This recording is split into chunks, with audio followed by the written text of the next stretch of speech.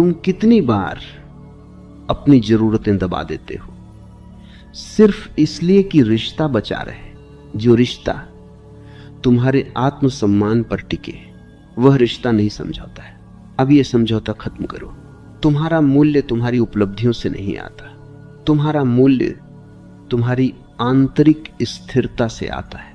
अगर तुम करोड़पति भी बन जाओ लेकिन भीतर से असुरक्षित हो तो तुम्हारी कीमत फिर भी दूसरों की स्वीकृति पर टिकी रहेगी। लेकिन अगर तुम भीतर से स्थिर हो तो खाली जेब में भी गरिमा रहती है। मूल्य का सबसे बड़ा संकेत क्या है?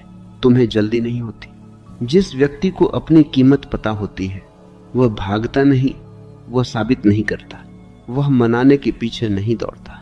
वह जानता है जो समझेगा वही रहेगा, जो नहीं समझेगा वह चला जाएगा। और यह स्वीकार करना कमजोरी नहीं है, यह आत्मसम्मान है। तुम्हारे शब्दों में आग्रह नहीं रहता, तुम देते हो लेकिन भीख की तरह नहीं। तुम प्रेम करते हो लेकिन चिपक कर नहीं।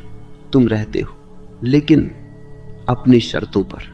और जो व्यक्ति अपनी शर्तों पर जीता है उसे खोने के बाद ही उसकी कीमत समझ आती है, क्योंकि तब तुलना होती है। लोग जाते हैं, दूसरों से मिलते हैं, दूसरे व्यवहार देखते हैं और फिर उन्हें याद आता है कि तुम अलग थे, तुम स्थिर थे, तुम सच्चे थे, तुम बिना खेल के थे। और तब पछतावा जन्म लेता है। लेकिन तब तक तुम बदल चुके होते हो। तुम अब उस जगह पर नहीं होते जहां वे तुम्हें छोड़कर गए थे। तुम अब अपने मूल्य के साथ खड़े होते हो। खुद को इतना कीमती बना लो कि तुम्हारी अनुपस्थिति साधारण न लगे। मूल्य बढ़ाने के लिए शोर मत करो, गहराई बढ़ाओ, कौशल बढ़ाओ, चेतना बढ़ाओ, आत्मसम्मान बढ़ाओ और सबसे जरूरी अपनी सीमाएं स्पष्ट करो।